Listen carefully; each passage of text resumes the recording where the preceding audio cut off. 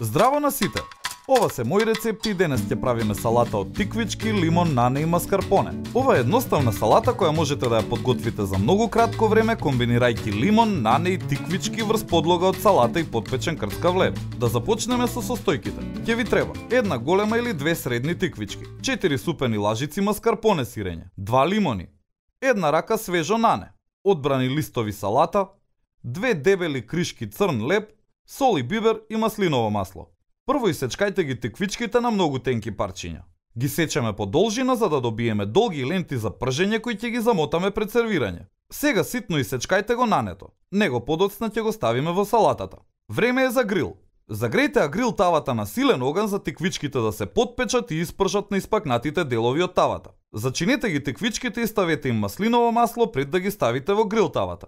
Оставете ги да се пржат околу 2 минути и потоа свртете ги од другата страна. Сакаме да се појават линии на секое парче од зеленчукот. Сега земете го лебот. Се обидуваме да го постигнеме истиот ефект. Пржете го лебот од двете страни додека не добие златна боја и не се подпече. Сега ќе го правиме преливот за тиквичките. Во длабока чинија прво ставете го маскарпоне сирењето, потоа нането, па сокот од лимон. Измешајте ги заедно.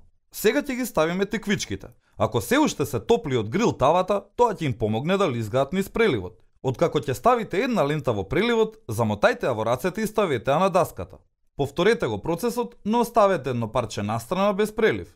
Време е за сервирање.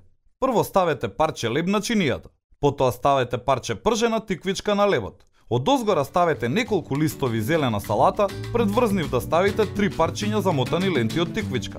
Завршете го редењето со неколку парчиња лимон. Украсете со нане и со лажица нанесете малку прелив по целата чинија. Маскарпоне сирењето е одлична состојка за сервирање како дел од солено јадење или пак со сладки десерти.